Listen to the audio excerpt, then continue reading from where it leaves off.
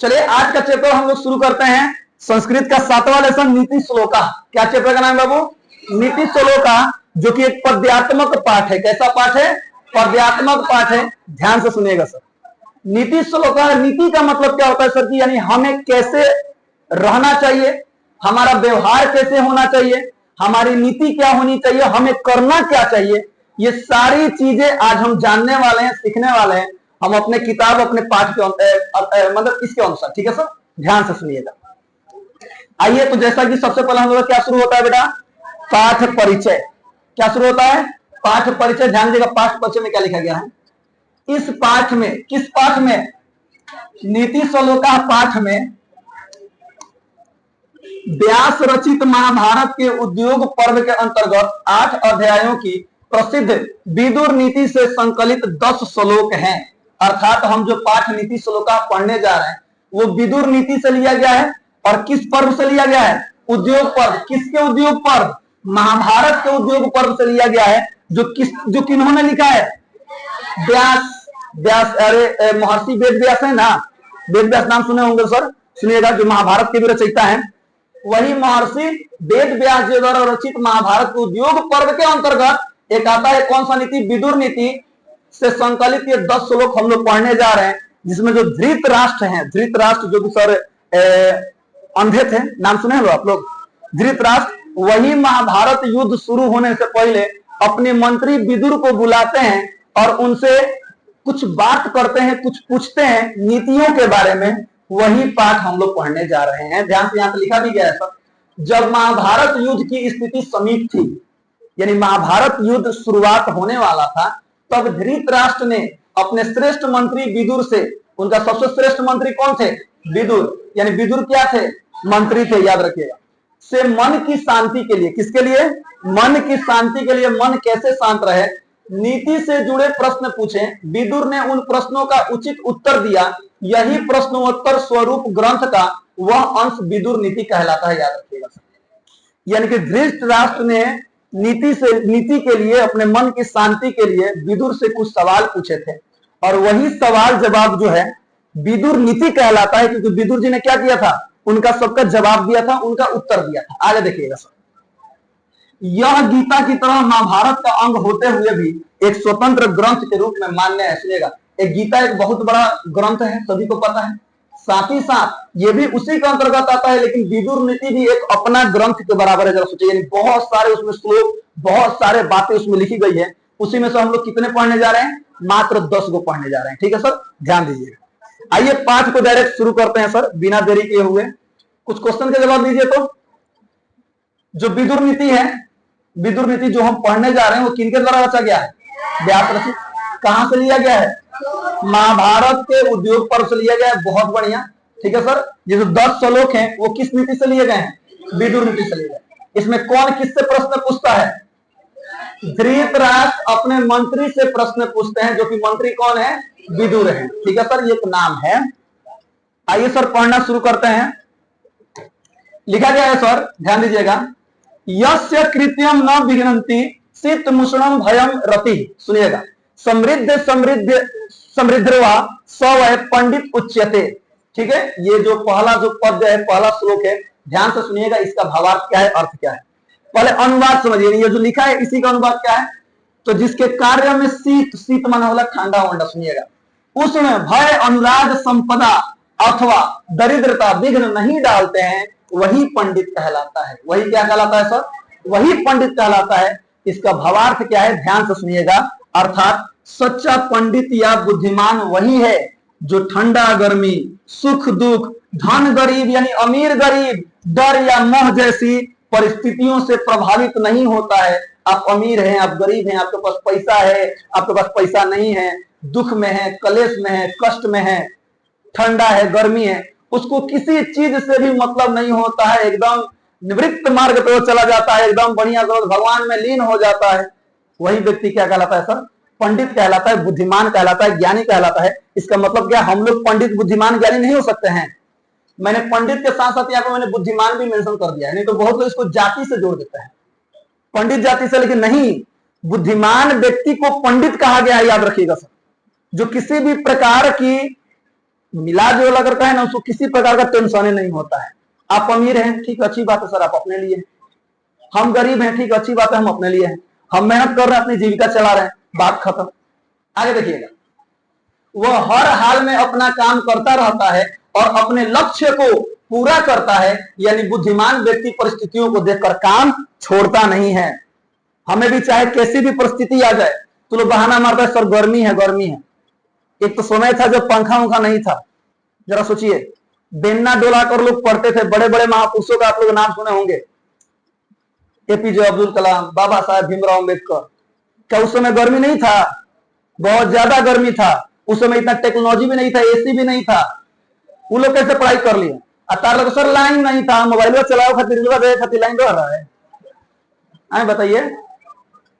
तो मिलाज लगा कहने बुद्धिमान वही है, अपने जीवन को सफल वही बना पाता है जो किसी भी परिस्थिति को देख करके घबराता नहीं है, हर परिस्थिति में अपना कार्य क्या करता है सर, समय अनुसार कर लेता है। आगे देखिएगा सर, दूसरा है, तो दूसरा आप लोग श्लोक पढ़ते रहिएगा, ठीक है। चलिए मैं डायरेक्ट अनुवाद बताता हूं, सुनिएगा ध्यान से। संपूर्ण भौतिक पदार्थों के सत्य को जानने वाला, सुनिएगा, संपूर्ण भौतिक पदार्थों के सत्य को जानने वाला, सभी कार्यों की विधि को जानने वाला और मानवों में सबसे बढ़कर उपाय को जानने वाला ही क्या कहलाता है सर, पंडित कहलाता है। यानी हर समस्या का समाधान जानता है, याद रखिएगा सर, जो बुद्धिमान होता है। वो समस्या और पैदा नहीं करेगा कभी भी बुद्धिमान व्यक्ति, वो समस्या का क्या करेगा, समाधान करेगा कि फिर से वो समस्या उत्पन्न न हो। सुनिएगा ध्यान से, इसका भावार्थ क्या है सर? अच्छा भावार्य हो गया सर, भावार्थ होगा यहाँ पे, ठीक है, ध्यान दीजिएगा। वह व्यक्ति पंडित कहलाता है जो संसार की वस्तुओं के असली रूप को जानता है। जी हाँ सर, हर काम करने की सही विधि समझता है और इंसानों की समस्याओं का हल ढूंढना जानता है, न कि और समस्या पैदा करना। यानी सच्चा पंडित यानी ज्ञानी वही है जो ज्ञान, कर्म और उपाय तीनों में निपुण हो। याद रखिएगा, जो ज्ञानी भी हो और उसका कर्म भी बेहतर हो और वो हर समस्याओं का उपाय ढूंढना भी जानता हो। क्या लेकर तू आया बंदे, क्या लेकर तू जाएगा? सुने हैं लोग, आए खाली हाथ आए थे, खाली हाथ जाएंगे। तो पृथ्वी पर कोई जीने नहीं आया है, कि छोटी सी जीवन अवधि में 60-70 साल की जीवन अवधि में यही में तू हमारा हई कह दिला, हऊ कह दिला, हई फला ढेगा लिंका ढिंका, यही में जिंदगी व्यतीत कर देते हैं। बताइए, जीवन ऐसा जिए, मतलब जो भी जीवन हमें मिला है कि आने वाली 10 पीढ़ियां आपको ना भूले। खूब से खूब बहुत लोग सर दादाजी के नाम जानत हुई लो, और ऊपर बढ़वन तो खूब से खूब एक पीढ़ी और ऊपर सब लोग भुला गई बा। जरा सोचिए, तो कुछ ऐसा कीजिए कि आने वाली 10-20 पीढ़ी का पूरी दुनिया आपको याद करे, आपका भी नाम किसमें आ जाए, इतिहास में आ जाए। आएगा आएगा तो लोग आएगा, मुझे पता है, बहुत मेहनत करते हैं मेरे बच्चे। तीसरा श्लोक ध्यान दीजिएगा सर, उधर लिखा है 3 नंबर, देखिए। मूर्ख लोग, अब देखिए मूर्ख लोगों की कुछ यहाँ पे पहचान बताई गई। ये प्रश्न पूछता है सर मूर्ख लोगों की पहचान क्या है, तो सुनिएगा। जो मूर्ख लोग होते हैं ना बाबू, बिना बुलाए अंदर आते हैं, बिना पूछे बहुत बोलते हैं और अविश्वसनीय पर भी क्या कर लेते हैं सर, विश्वास करते हैं, इसलिए तो उनको मूर्ख कहा जाता है। इसका भावार्थ समझिए, जो व्यक्ति बिना बुलाए किसी के घर या सभा में प्रवेश कर जाता है, बिना पूछे बहुत बोलता है और ऐसे व्यक्ति पर विश्वास करता है जिस पर भरोसा नहीं किया जा सकता, वह व्यक्ति क्या कहता है सर, मूर्ख कहलाता है। जो व्यक्ति आपके साथ एक बार विश्वासघात कर दिया है, आप उस पर दोबारा अगर भरोसा कर रहे हैं ना, तो आप मूर्ख हैं, याद रखिएगा सर। भरोसा कीजिए अच्छी बात है, लेकिन उतना भी भरोसा मत कीजिए जितना आपने पहले कर रखा था, क्योंकि जो व्यक्ति एक बार आपको धोखा दे सकता है, ये बात याद रखिएगा सर, वो व्यक्ति दोबारा आपको धोखा देने में तनिक भी नहीं सोचेगा। आगे देखिएगा, समझदार लोग जो होते हैं, जो बुद्धिमान लोग होते हैं, जो पंडित होते हैं, वो हमेशा बुलावे पर जाते हैं, सोच समझ कर बोलते हैं और विश्वसनीय पर ही क्या करते हैं सर, विश्वास करते हैं। चलिए श्लोक नंबर 4, इसका अनुवाद क्या है सर? तो एक धर्म ही परम कल्याण कारक है, चाहे आप किसी भी धर्म को, सुनिएगा ध्यान से। अपने धर्म की रक्षा कीजिए, अपने धर्म का इज्जत कीजिए, अपने धर्म के मार्ग पर चलिए। कोई भी धर्म किसी को भी गलत नीति नहीं सिखाता है। क्या कभी भी कोई भी धर्म सिखाया कि आप बड़ों को गाली दीजिए? नहीं। बड़ों का अनादर कीजिए? नहीं। कोई भी धर्म, कोई भी गार्जियन जो होते हैं, हमें बेहतर मार्ग सिखाते हैं जिससे हमारा भविष्य क्या हो, उज्जवल हो। तो यहां पर लिखा गया सर, एक धर्म ही परम कल्याण कारक है, एकमात्र क्षमा ही शांति का, क्षमा से क्या आता है सर, शांति आती है। और सर्वश्रेष्ठ उपाय यानी क्षमा ही शांति का सर्वश्रेष्ठ उपाय है। एक विद्या ही परम संतोष से सब ऑब्जेक्टिव में आएगा, देते चलिएगा ध्यान से। परम कल्याण क्या है? धर्म। परम कल्याणकारी क्या है? धर्म। क्षमा से क्या मिलती है? शांति। परम संतोष किससे प्राप्त होती है? विद्या से। और एकमात्र अहिंसा ही परम सुखदा है। सबसे ज्यादा सुख हमें किससे मिलता है? अहिंसा से। अहिंसा का मतलब होता है झगड़ा झंझट नहीं करना, हिंसा से दूर रहना। इससे हम क्या रहते हैं? हमें बहुत सुख मिलता है। आगे देखिएगा सर। और क्षमा से क्या मिलती है? शांति मिलती है। इसका ऐसे अपने भावार्थ समझ लीजिए, सुनिए। मनुष्य के जीवन में धर्म ही सबसे बड़ा कल्याण करने वाला है। क्षमा से मन को शांति मिलती है, विद्या से वास्तविक संतोष की प्राप्ति होती है, और अहिंसा से जीवन में सुख आता है। ये चारों गुण अनमोल हैं और इंसान को क्या बनाते हैं? श्रेष्ठ बनाते हैं। वाकई में सर आप देखिए, जो चैप्टर में आप बढ़िया रहिएगा ना, जो चैप्टर आपको बढ़िया से याद रहेगा ना, सर जी कभी बोलते हैं गलती से, आज चलिए मैं शास्त्रकारा पाठ सुनने वाला हूं सभी लोगों से, जिसको याद होगा ना बड़ी कॉन्फिडेंटली वो बैठा होगा, एकदम एकदम कॉन्फिडेंस के साथ होगा। सुना ना? क्यों? क्योंकि वो इस चीज को पूरा कर लिया है, उसको वो चीज याद है। ये जो होता है ना सर, विद्या जो होता है ना, क्या देता है? परम संतोष देता है, याद रखिए। यानी मन को शांति नहीं सर, वो शांति क्या देता है सर? क्षमा देता है। इसमें अलग अलग समझना पड़ेगा अच्छी तरह से। आगे बढ़ते हैं। श्लोक नंबर 5। काम, क्रोध और लोभ। याद रखिएगा सर, काम, क्रोध और लोभ ये 3 नरक के द्वार हैं। नरक के द्वार कौन कौन है बताइए? काम, क्रोध और लोभ। सुनिएगा ध्यान से सर। आत्मा का नाश करने वाले ये हैं, ये आत्मा का नाश कर देते हैं। अतः इन तीनों को त्याग देना चाहिए, पूरी तरह से खत्म कर देना चाहिए। काम, क्रोध और लोभ मनुष्य के जीवन को नष्ट कर देता है। ये तीनों बुराइयां उसे नरक की ओर ले जाती है। काम का मतलब क्या होता है पता है? क्रोध और लोभ तो पता चल रहा है ना। लोभ माने लालच करना, किसी को भी ठग लेना। और क्रोध का मतलब होता है गुस्सा दिखाना, किसी बात में गुस्सा हो जाना। और काम का मतलब होता है अपनी मन की इच्छा को पूरा करने के लिए किसी भी हद तक चले जाना। बात समझिए, केवल अपनी थोड़ी सी इच्छा को पूरा करने के लिए, अपने आप को संतुष्ट करने के लिए किसी भी हद तक सही और गलत न देखना और कुछ भी कर देना, ये काम होता है। सुनिएगा, काम का मतलब एक काम है जो हम लोग करते हैं वो मत समझिएगा। यहाँ पे काम का मतलब वो है। तो आगे लिखा है सर, मतलब ये तीनों जो है, ये तीनों बुराइयां उसे नरक की ओर ले जाती है और आत्मा को पतन कर देती है, यानी आत्मा को पूरी तरह से नष्ट कर देती है, खत्म कर देती है, और आत्मा की पतन की ओर ढकेलती है। इसलिए इंसान को इनसे दूर रहकर सच्चे मार्ग पर क्या करना चाहिए? चलना चाहिए। आगे देखिए सर, श्लोक नंबर 6। हाँ, उन्नति चाहने वाले को, अगर आप अपना उन्नति चाहते हैं तो सुनिएगा, उन्नति चाहने वाले को नींद, तंद्रा, डर, क्रोध, आलस्य और दीर्घ सूत्रता, इन 6 दोषों को त्याग देना चाहिए। अर्थात मनुष्य के कितने दोष हैं? 6 दोष हैं। मनुष्य के कितने दोष हैं? नरक के कितने द्वार हैं? 3। ठीक है सर। अब सबके बारे में बताया गया, सुनिएगा ध्यान सर। नींद, जो व्यक्ति उन्नति पाना चाहता है उन्हें 6 बुराइयों से दूर रहना चाहिए। निद्रा का मतलब क्या होता है? नींद। वाकई में सर नींद हमें कम लेना चाहिए। सुनिए, सोइए, अच्छी बात है सर, सोना खराब बात नहीं है, बिल्कुल सोना चाहिए। अगर हमें स्वस्थ रहना है तो सोना चाहिए, लेकिन अब एक बार इतना नहीं सोना चाहिए जिससे हमारा काम अधूरा रह जाए। तो नींद। तंद्रा का मतलब होता है आलस्य, आलस्य में हम हमेशा रहते। तंद्रा मतलब नहीं होता महटियाना। आगे देखिएगा सर, लगभग एक ही चीज है सब चीज। भय, भय का मतलब डरना। हम सवाल नहीं पूछेंगे, डर लगा था, ते पूछ, बहुत गलत बात है सर। आप अपना काम किसी और को दे रहे हैं, आगे आने वाले भविष्य की उम्मीद आप अपने आप से क्या कर सकते हैं? आपके जगह पर वो आगे बढ़ेगा, जाहिर सी बात। तो भय, डर नहीं होना चाहिए। क्रोध, क्रोध से तो वाकई में हमें दूर रहना चाहिए सर। क्रोध से बहुत नुकसान होता है, हमें तो नुकसान होता ही होता है, मन को भी नुकसान होता है, शरीर को भी नुकसान होता है, परिवार को भी नुकसान होता है। सुनिएगा ध्यान से। आलस्य नहीं करना चाहिए। दीर्घ सूत्रता का मतलब होता है किसी काम को देर से करना। काम को करना, लेकिन काम को कैसे करना? देर से करना। जैसे लिखा गया है, लंबे समय तक टाल मटोल करना। इनसे दूर रहने वाला व्यक्ति अपने जीवन में क्या प्राप्त करता है सर? सफल और प्रगतिशील होता है, यानी सफल हो जाता है। इन सभी से दूर रहता है। आगे देखिएगा, तो जिस स्टेज में अभी जो तुम लोग का एग्जाम है ना, 5 महीना अभी है, सुनिएगा ध्यान सर। आज से तुम लोग को इतना ज्यादा सबल हो जाना चाहिए था ना, वाकई में सर। रोज कम से कम तुम लोग 4 बजे भोर में उठकर तुम लोग को पढ़ना चाहिए। भले तुम लोग को लगेगा कि विकास सर ऐसे बोल रहे हैं, कोई बात नहीं, सोते हैं 6 बजे को, कम से कम 6 बजे कोचिंग है ना तुम लोग का। 4 बजे उठकर जितना पढ़ाया जाए ना रोज, उस चीज का रिविजन करना चाहिए। ये एक अच्छे विद्यार्थी की क्वालिटी होती है। ये सारा चीज तुम लोग जब एग्जाम में जाकर देखेगा ना, तब तुम लोग को पता चलेगा अरे साला कितना बढ़िया हमको सब चीज बन रहा है। आप लोग क्या है सर, एकदम अलार्म लगा है, अलार्म लगे तो अलार्म को लेकर कटो 10 मिनट और सुबह कंफर्म है।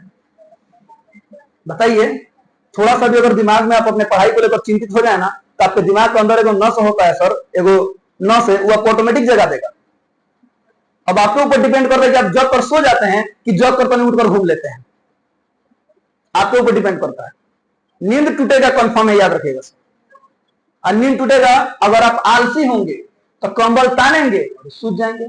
यही थोड़ा धैर्य दिखाएंगे, आपको अपने परीक्षा को लेकर चिंता होगा, अगल बगल में ज्यादा नंबर लाना होगा, अगल बगल के बच्चों से ज्यादा नंबर लाना होगा, तो उठ के चुपचाप बैठ जाएंगे। आ रहा है ठंडा का मौसम, पढ़ाई का सबसे बेहतरीन मौसम होता है ठंडा का। कंबल और लग तान लो, पढ़ते रहो, मोबाइल चलाते रहो। हाँ, बहुत लोग यो करी बाबू, कंबल तान ली, मोबाइल चलाओ, जो भी है। यहां देखिए, आइए सर श्लोक नंबर 7, सत्य से धर्म की। अब फिर से देखिएगा सर, सत्य से किसकी रक्षा होती है? धर्म की। योग से विद्या की। योग से किसकी रक्षा होती है? विद्या की। स्वच्छता से रूप की। स्वच्छता से किसकी रक्षा होती है? मृज्या शब्द है सर, संस्कृत में दिखाई दे रहा है यहां पर, मृज्या दिया है ना, तो मृज्या का मतलब स्वच्छता होता है, हमेशा याद रखिएगा। आपके एग्जाम में ऑप्शन में मृज्या देगा, तो मृज्या का देखकर घबरा मत दिएगा सर। मृज्या का मतलब क्या होता है? स्वच्छता, याद रहेगा सर, सुनिएगा ध्यान से। स्वच्छता से रूप की और सदाचार से वंश की रक्षा होती है। सदाचार का मतलब होता है अच्छा आचरण, सुनिएगा ध्यान से। इससे वंश की रक्षा होती है, खानदान की रक्षा होती है। यहाँ पर लिखा गया है सर भावार्थ, सत्य बोलने और पालन करने से धर्म सुरक्षित रहता है। योग और अभ्यास से, योग और अभ्यास में बार बार रिवीजन सुनिएगा, से विद्या सुरक्षित रहती है। स्वच्छता और सफाई से रूप सुंदर रहता है। जितने ज्यादा आप स्वच्छ रहेंगे, सफाई में रहेंगे, आपका रूप क्या रहेगा सर? निखरा रहेगा। रूप को सवारी सौंदर्य, प्राकृतिक सौंदर्य, वाह, खूब बढ़िया बढ़िया प्रचार होता है, देखे लो ना सर। चुटकियों में सफेदी निकाले, चौक गए, कब आओ हमारे सामने, हम बता रहे हैं चौके हैं कि नहीं चौके हैं। चूट दे निकाल के पुट दे निकाल देते हैं ना, हैंगा पानी सा डाल देते हैं, हैंगा पानी सा हम एक डिब्बा डाले आ खूब उनका के गजा ओकरा बाद में डालम, हैंगा रगड़बो करे, ओकरा बाद निकालम, बताओ कहां चौक है? हम तो ना चौक। आ खूब बढ़िया उजर एगो जमा लेंगे, जो हम यहाँ जगह मैल होला जानते बा, लोग कलारवा को धो लेला, कौन छोड़ा प्रचार दिखाओ कर लगाए, जो भी है सर, वो उसको एडवर्टाइजमेंट कहते हैं। बड़ा चढ़ाकर बातों को कहना, बड़ा चढ़ाकर बातों को बताना, ताकि लोग उससे क्या हो सर, प्रेरित हो और उनके प्रोडक्ट को क्या करें, खरीद लें। सुनिएगा ध्यान से, अच्छे आचार, सुनिएगा, अच्छे आचार यानी सदाचार, यानी और सदाचार से परिवार और वंश की प्रतिष्ठा बनी रहती है। आप देखिएगा सर, लोग गांव में क्या कहते हैं, सारे बहुत बढ़िया संस्कारी लड़का है, बहुत बढ़िया संस्कारी लड़की है ना, आपको गलती कहता है।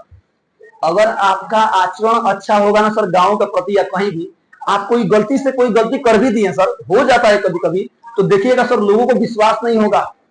बात समझिए।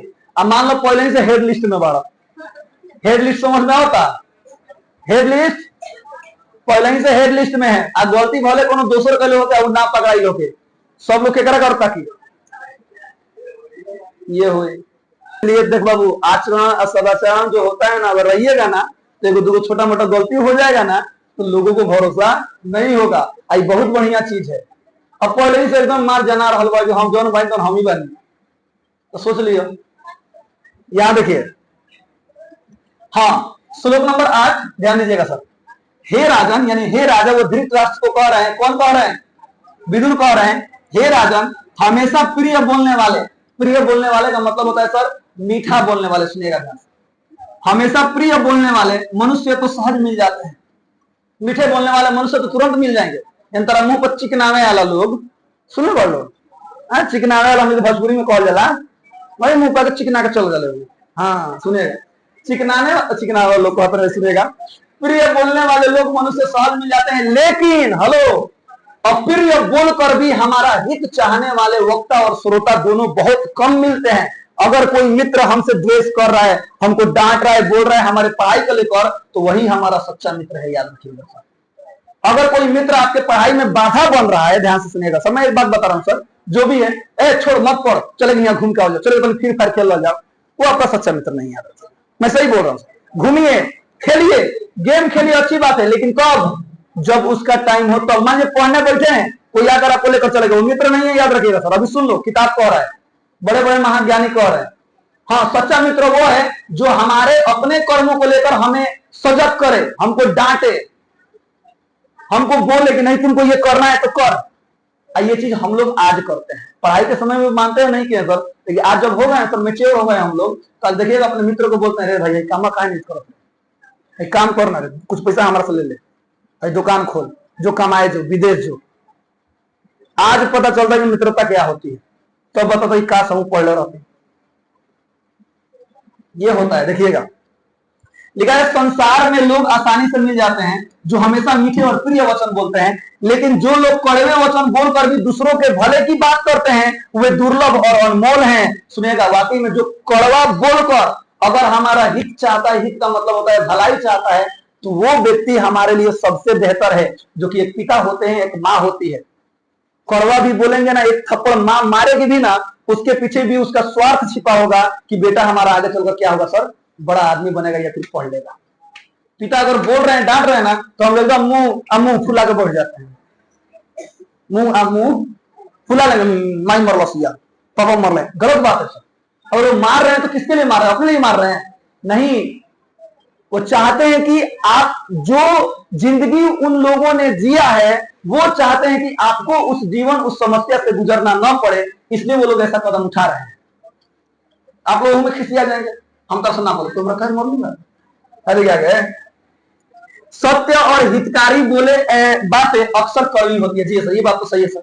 सत्य और सच क्या होता है? कड़वा। अगर मैं बोल दूं कि लड़कियां झूठ बोलती हैं, खिसिया जी कोई बात नहीं सर, सच कड़वा होता है, कोई फर्क नहीं पड़ता है।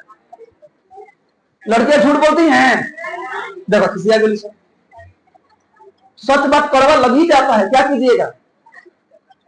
लड़के हमेशा सच बोलते हैं, मेहनती होते हैं, हाँ यूं खिसिया गई सर, तो सच बात कड़वा लग जाता है। कोई बात नहीं बनी, हम समझ सकते हैं, कोई बात नहीं। आगे देखिएगा, सुनिए। हाँ, आगे बढ़ते हैं सर। श्लोक नंबर 9, श्लोक नंबर 9 लिखा गया है बाबू। हाँ, ध्यान दीजिएगा सर, ये पैराग्राफ बहुत जरूरी, यहां से प्रश्न पूछता है। स्त्रियां घर की लक्ष्मी होती है, जो महिलाएं होती हैं वो घर की क्या होती हैं? लक्ष्मी होती हैं। ये सौभाग्यशालिनी होती हैं, आदरणीय, यानी कि हमेशा आदर किया जाना चाहिए। पवित्र होती हैं तथा गृह की, घर की शोभा होती हैं। कौन?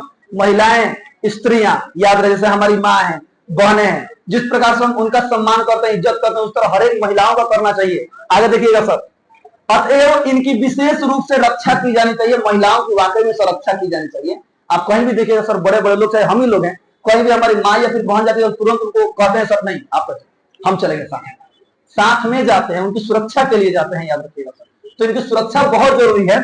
आगे ले गया सर, स्त्रियां घर की लक्ष्मी होती है, इसका भावार्थ सुनिएगा, वाकई में सर घर की लक्ष्मी होती है। वाह, ये सौभाग्य और सम्मान लाती हैं, इसलिए इन्हें हमेशा आदर और सुरक्षा प्रदान करनी चाहिए। घर की शोभा और खुशहाली के लिए स्त्रियों का महत्व क्या है सर? विशेष है। एक बात सर हमने भी सुना है सर, और देखा भी है, बेटे क्या होते हैं सर, जो बड़े होते हैं, मैंने जो भी है हमने सुना है, बहुत लोग कहते हैं कि कुछ लोग सर, सभी के लिए नहीं सर, 100 में 2-4% होते हैं जो शादी के बाद माँ बाप को छोड़ देते हैं। ऐसा कभी नहीं करना चाहिए सर, कभी नहीं।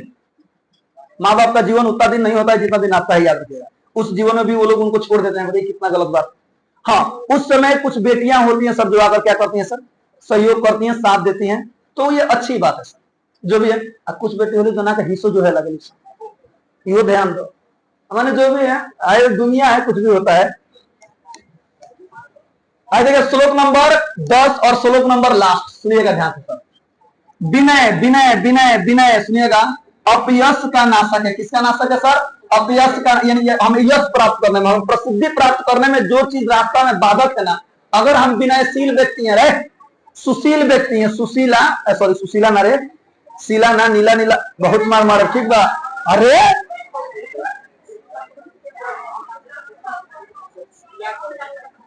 आंख नीला,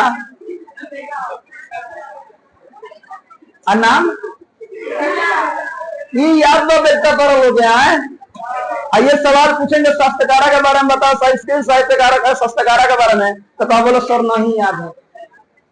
कोई बात नहीं सर, ये हमारा इंडस्ट्री है, भोजपुरी इंडस्ट्री है, खतरनाक इंडस्ट्री है। याद रखिएगा, विनय अपयश का नाशक है, पराक्रम अनर्थ का नाशक है, क्षमा क्रोध का नाशक है, और कुलक्षण का नाशक सदाचार होता है। याद रखिएगा सर, कुलक्षण एगो लक्षण होला, कुलक्षण होला, सुनेगा लोग कुलक्षणी कहते हैं, कुलक्षणी लोग कहते हैं ना, सुनेगा तो एगो लक्षण होता है, कुलक्षण होता है। तो वो सदाचार इस चीज को नाश करता है। आगे देखिए सर, इसका भाव समझिए। विनयशील व्यक्ति यश को प्राप्त करता है। जी हाँ सर, जो विनयशील जो सुशील जो व्यक्ति होते हैं वो क्या करते हैं, यश, यश का मतलब होता है प्रसिद्धि को प्राप्त करते हैं।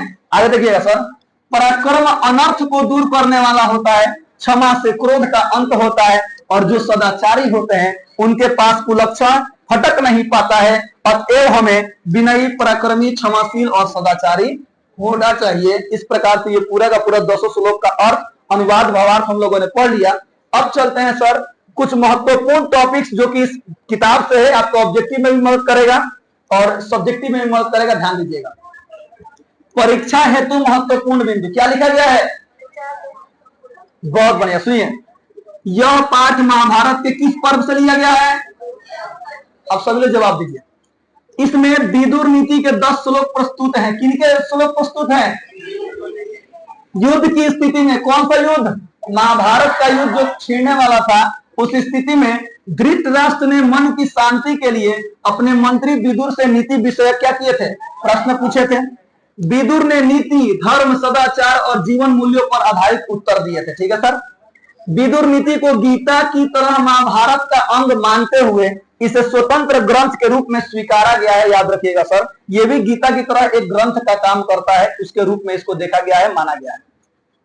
अब देखिए, पंडित वही है जो हर परिस्थिति में कार्य करता है और तत्व, योग तथा उपाय का ज्ञाता होता है। याद रखिएगा सर, पंडित कौन है, जो हर परिस्थिति में क्या करता है, कार्य करता है। अमीर, गरीब, सुख दुख, ठंडा गर्मी, उसको किसी भी चीज से कोई भी प्रभाव नहीं पड़ता है। चलिए सर आगे देखिए, आगे लिखा गया है मूर्ख के लक्षण बताए गए हैं पाठ में।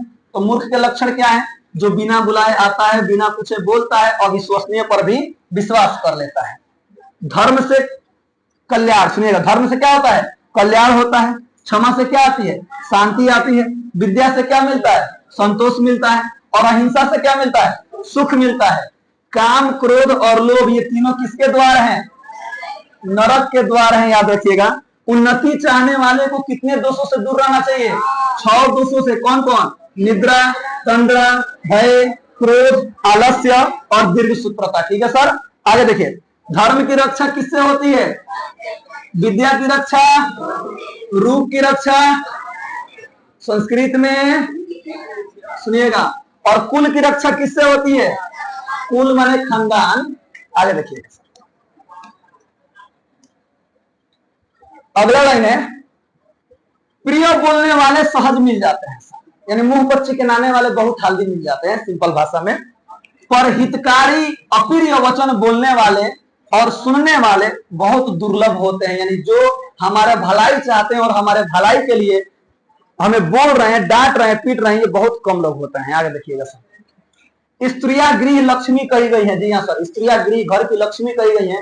हमारे घर भी सर 2 लक्ष्मी आई है पिछले 2 वर्षों, 3 वर्ष, 2.5 वर्षों में। ठीक है, हमारे 2 भतीजी हैं सर, हाँ, घर की लक्ष्मी है।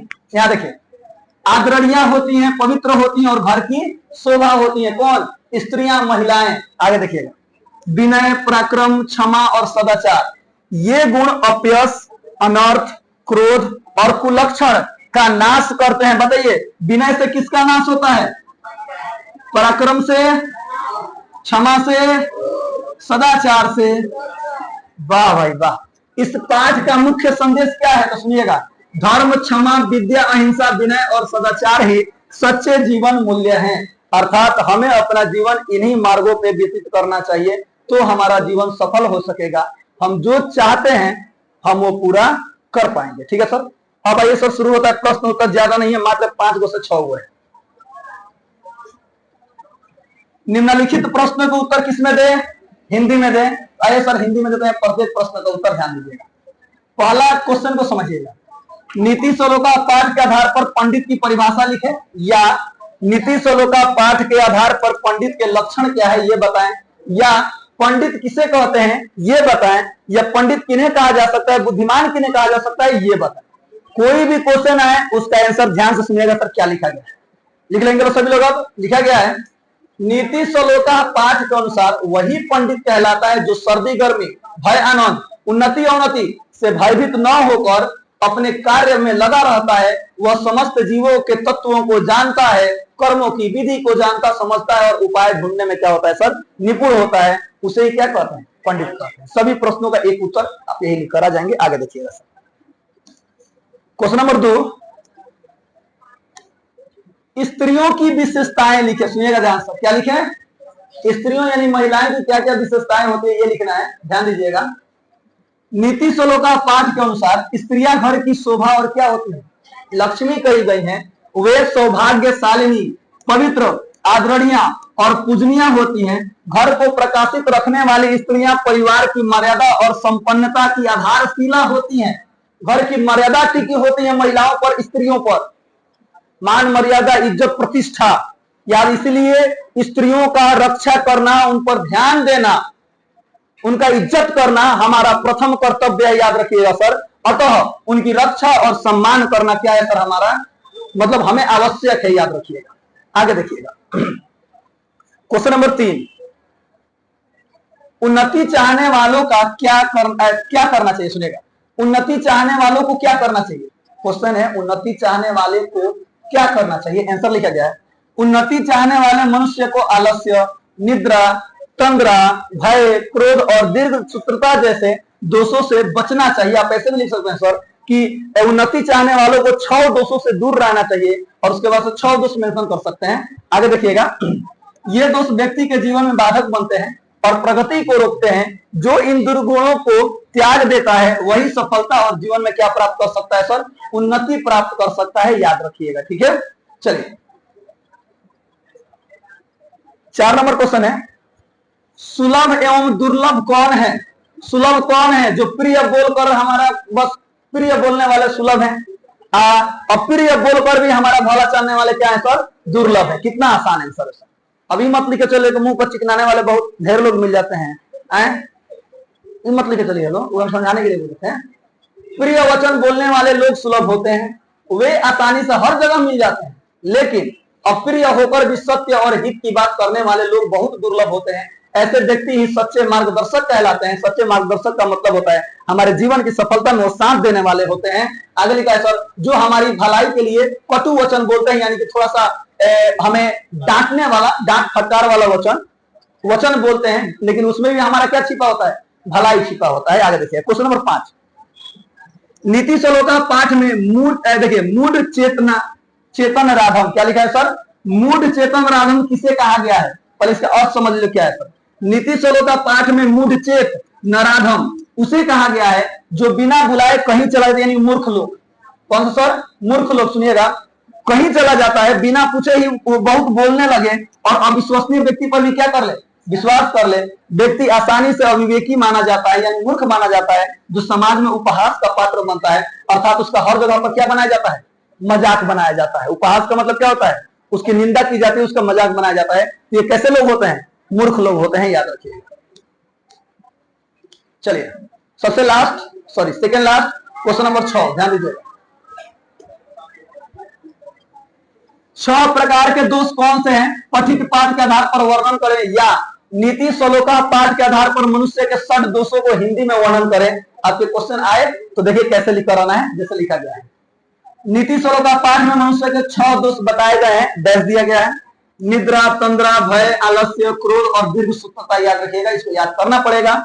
ये दोष मनुष्य की उन्नति में बाधक होते हैं। इनसे व्यक्ति आलसी, निर्बल और असफल बन जाता है। इसलिए जीवन में सफलता पाने हैं तो इन दोषों को क्या कर देना चाहिए, त्याग देना चाहिए। इन दोषों से हमें दूर रहना चाहिए। चलिए सर, सबसे लास्ट क्वेश्चन है 7 नंबर, ध्यान दीजिएगा। नीति सलोका पाठ के अनुसार कौन सी 3 वस्तु त्याज्य हैं, नरक के द्वार कौन कौन से हैं, ध्यान, काम, क्रोध और लोभ।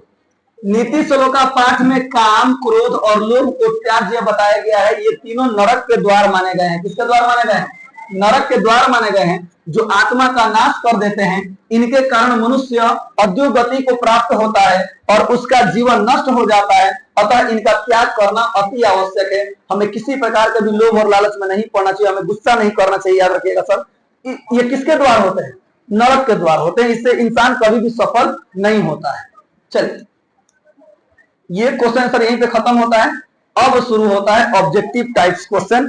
सभी लोग ध्यान से देखते चलिए और जिसका जिसका आंसर आपको मालूम हो धाए धाए बताते चलिए, हम ठाए ठाए टिक करते चलते हैं। ठीक है, क्वेश्चन नंबर 1, नीति श्लोका पाठ महाभारत के किस पर्व से संकलित है?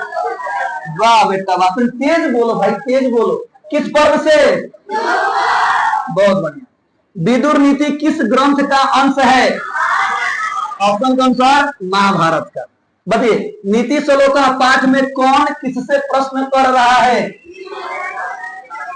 धृतराष्ट्र विदुर से कर रहे हैं। ऑप्शन पढ़कर देखिए, विदुर धृतराष्ट्र से नहीं, युधिष्ठिर को तो इसमें बातें नहीं आया सर।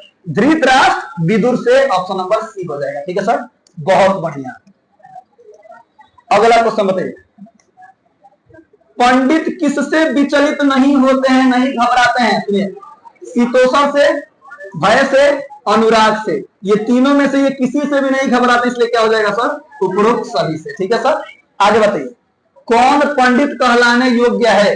ध्यान दीजिएगा, भौतिक कार्यों के तरीकों को जो जानता है, जो संपूर्ण भौतिक पदार्थों के सत्य को जानता है, या उपरोक्त दोनों, या इनमें से कोई नहीं। चलिए समय थोड़ा सा मैं बात बताऊं। आपकी किताब में ना इस चीज को मेंशन किया गया है, जो संपूर्ण भौतिक पदार्थों के सत्य को जानता है, लेकिन अगर देखा जाए वास्तव में तो ये दोनों के दोनों ऑप्शन इसके सही हो जाएंगे। अगर ऐसा कभी क्वेश्चन आता है जिसमें सस्पेंशन हो रहा है कि दो ऑप्शन सही है, तो वैसे क्वेश्चन को स्किप कीजिएगा। क्यों स्किप कीजिएगा सर?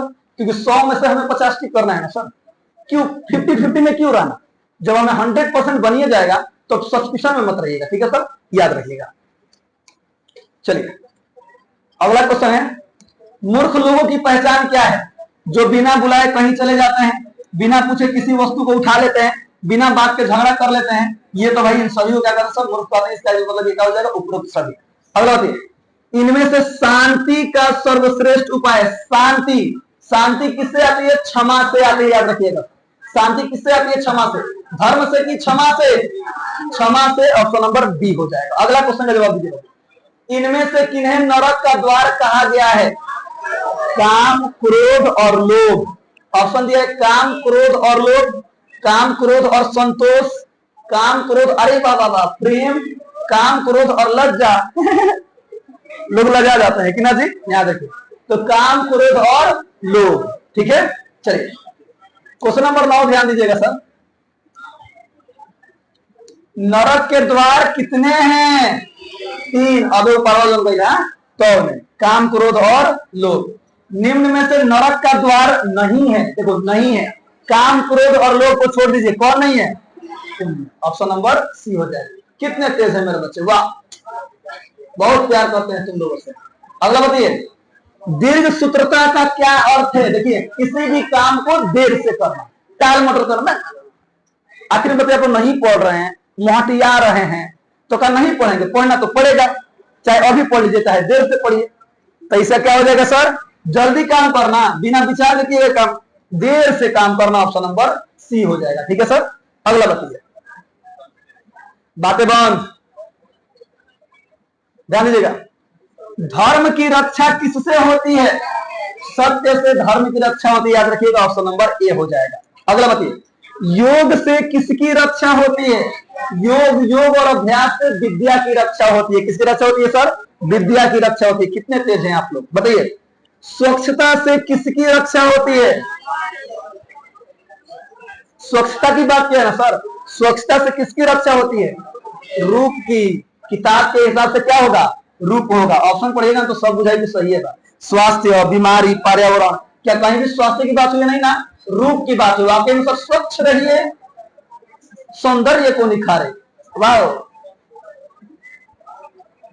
अगला बताइए, बातें नहीं गए। वंश की रक्षा किससे होती है?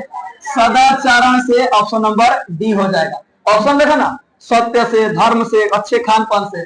लेकिन याद रखिएगा जो किताब में है वही टिक करेंगे। ठीक है सर। अगला क्वेश्चन है, कैसे लोग संसार में दुर्लभ है यानी बहुत कम मिलते हैं? इस क्वेश्चन पे थोड़ा सा ध्यान दीजिएगा।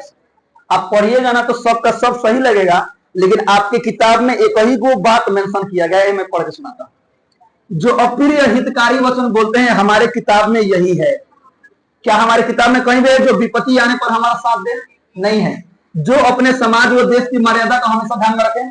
पाठ में नहीं ना है, पाठ के अनुसार इसका ऑप्शन नंबर ए ही सही होगा, लेकिन आप वास्तव में देखेंगे तो सर इसके लिए ये सभी के सभी हो जाएंगे सर, उपयुक्त सभी। तो फिर से मैं बोल रहा हूं कि अगर ऐसे क्वेश्चन मिलते हैं क्या कर दीजिए, उसको फान कर निकल जाइए। सस्पिशन में नहीं रहने कि इसका ऑप्शन नंबर ए ही होगा, कि किताब में इसी बात को मेंशन किया गया है। ठीक है सर। अगला बताइए, किसकी विशेष रूप से रक्षा की जानी चाहिए? बच्चों की, बुड्ढों की, स्त्रियों की, पागलों की? स्त्रियों की, किताब के अनुसार स्त्रियों की। ठीक है सर। अगला बताइए, कौन किसका नाशक नहीं है? सुनिएगा, कौन किसका नाशक नहीं है? प्रश्न पूछा है, सुनिए।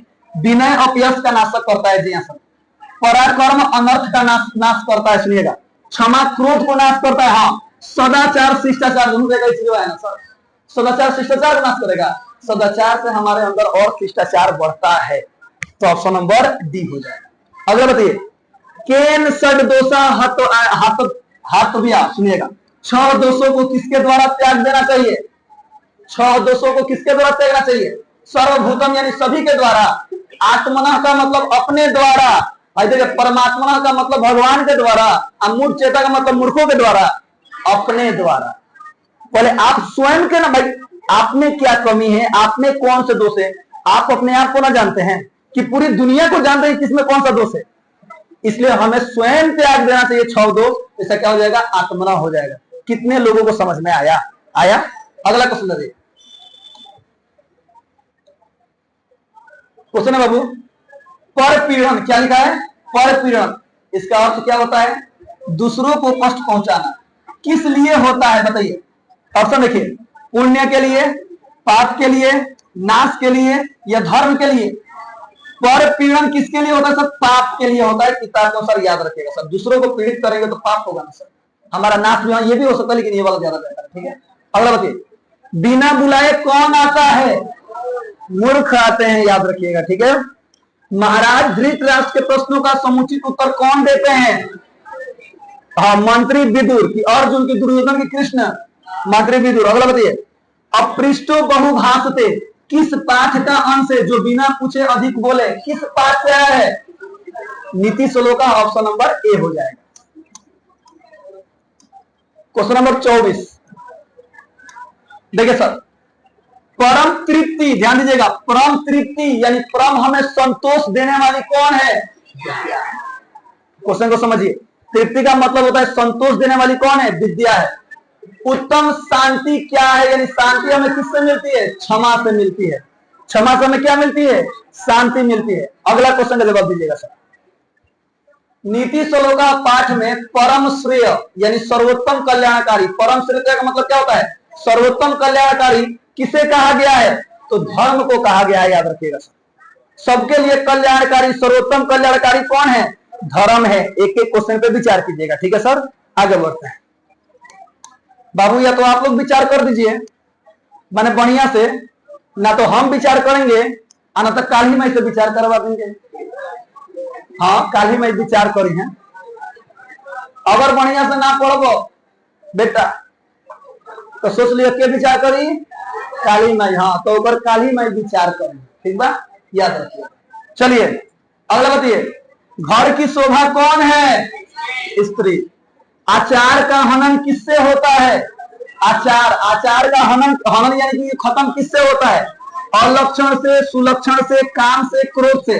आचार का हनन अलक्षण से होता है, याद रखिएगा। ऑप्शन नंबर ए हो जाएगा। ठीक है। अगला बताइए, सुलभ कौन है? सुलभ, मुंह पर चिकनाने वाले लोग सुलभ हैं। ठीक है सर। यानी कि अप्रिय प्रियवादी ना, सतत प्रियवादी लोग क्या है सर? सुलभ है, आसानी से मिल जाते हैं। सतत प्रियवादी का मतलब होता है हमेशा आसानी से मिल जाने वाले लोग को प्रिय बात बोलते हैं।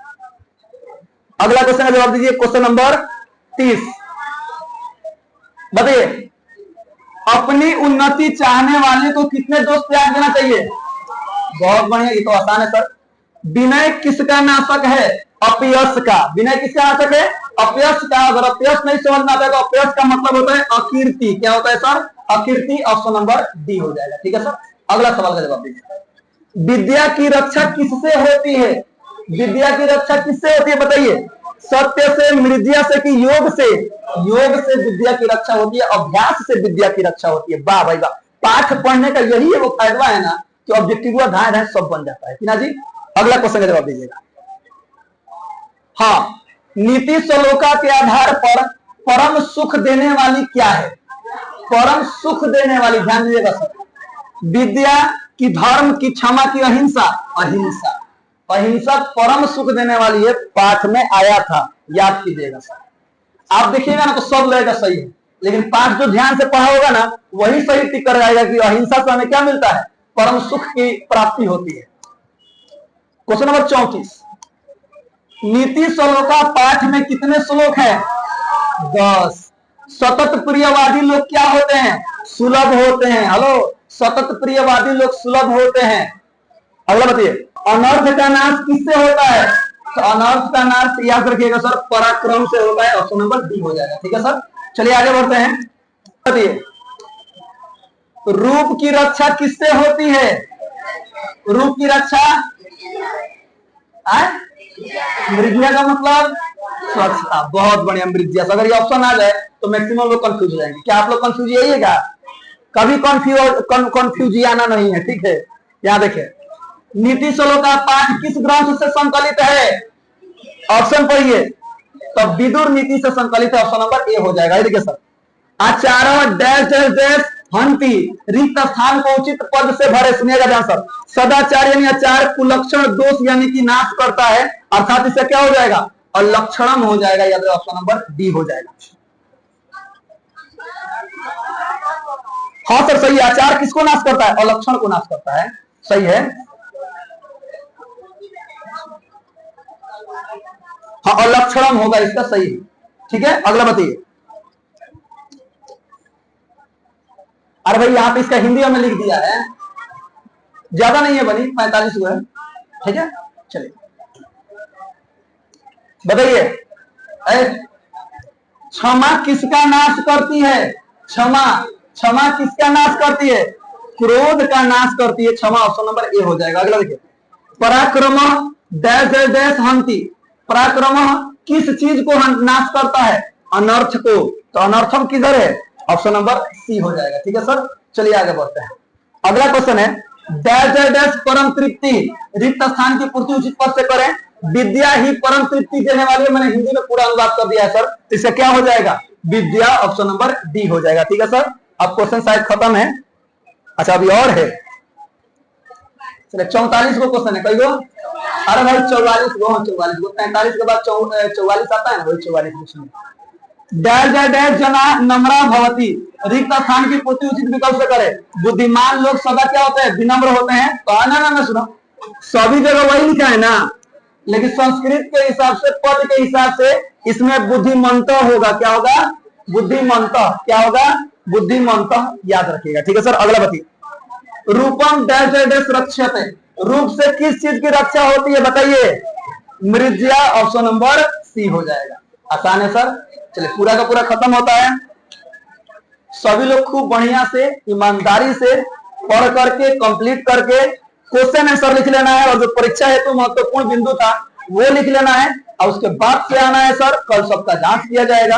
तब तक के लिए हंसते रहे, मुस्कुराते रहे, गाते रहे, गुनगुनाते रहे और हमेशा खुश रहिए। मिलते हैं कल इसी समय से, इसी क्लास में, यहीं पर। तब तक के लिए जय हिंद।